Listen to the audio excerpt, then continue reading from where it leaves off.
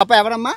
అమీన్ దాదా. ఏమండి, నరరూప రాక్షసుడు. ప్రపంచంలో ప్రాణాలు తీసిన వ్యక్తి ఎవరైతే ఉన్నారంటే ఈడే అమీన్ దాదా గారు. ఇక్కడ 1970లో ఆ రోజుల్లోని, అంటే వీరు స్వతహాగా బాక్సర్ అనమాట. బాక్సరు బ్రిటిషర్స్ అండర్లో ఉండేది ఈ దేశం ఉగాండా. అప్పుడు మనోడు ఆర్మీ చీఫ్ అనమాట. వాళ్ళకి కుక్కలాగా ఉండడం వల్ల ఆర్మీ చీఫ్ అయిపోయాడు. ఆర్మీ చీఫ్ అయిపోవడం వల్ల స్వతంత్రం వచ్చాక మనోడే నియంతగా మారిపోయాడు. ఇక్కడ నియంతగా మారిపోయి మనుషుల్ని తీసుకొచ్చి ఆ లోపల చంపేశారు. కొన్ని లక్షల మందిని చంపాడు. ఆయనకి ప్రాణాలు తీయడం అంటే హాబీ, ఇష్టం, సరదా. ఎందుకంటే నరరూప రాక్షసుడు, అంతే పిచ్చోడు. బాక్సరు 7 అడుగులు ఎత్తుంటాడు, లావుగా నాకు అరిదెబ్బలాగా. చూపిస్తాం లోపలికి వెళ్ళి. మనం సీక్రెట్ ఛాంబర్స్కి వచ్చేసామండి. ఇదిగోండి 5 సీక్రెట్ ఛాంబర్స్ అనమాట. ఒక్కొక్క ఛాంబర్లో 100 మందిని పెట్టేవారు. 100 మంది 5 × 100 500. ఈ కిందన ఇక నీళ్ళు పెట్టేవాడు.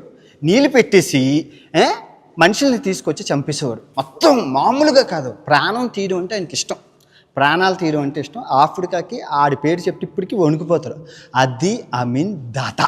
ఆ దాదా పేరు ఎట్టుకున్నందుకు దొంగన కొడుకు అలాంటోడు. ఇదిగోండి మొత్తం ఏం పిట్టలు తీసినట్లు తీసేవాడండి. ప్రాణాలు లక్షల్లో తీసేశాడు. వాడు ఒక్కడే అన్ని ప్రాణాలు తీసేశాడు. చాలా బాగుంది నిజంగా. మీ దేశం చాలా బాగుంది. సో ఇది మనోడు ప్యాలెస్ అనమాట. స్వతహాగా మనోడు ముస్లిం అనమాట. సో ఏం చేశారంటే మనోడికి కల్లోనే అల్లా కనబడి ఇక్కడ ఉన్న భారతీయుల్ని మిగతా దేశం ఏషియా ప్రజల్ని పంపించమని అంటే మనోడు పొద్దున్న లేచి మీటింగ్ పెట్టి చెప్పాడు అందరికి, ప్రజలందరికీ ఇక్కడి నుంచి పంపించాలి నాకు అల్లా చెప్పాడని. మనోడు ఇదిగో పులి అంటే అదిగో తోక. మనం గొర్రెలందరూ కలిపి మొత్తం ఇండియా వాళ్ళని చంపడం, దొరికినట్లు చంపేస్తుంటే మొత్తం ఇండియా వాళ్ళందరూ పారిపోయారు. ఇది 1970 నుంచి 80 వరకు ఓచకోతలోని చాలా జరిగింది. చాలా లేపుకొని వెళ్ళిపోయాడు. ఇది మనోడు కదా.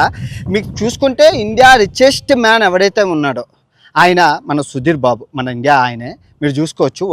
మన ఇండియా ఆయన సుధీర్ బాబు. చూస్తున్నారా? మన ఇండియా ఆయన. సో ఆ రోజుల్లో మనోళ్ళే బాగా డబ్బులు ఉండేవి. అందుకే ఇలా జరిగిందనమాట. బాగుందా మనోడు కథ?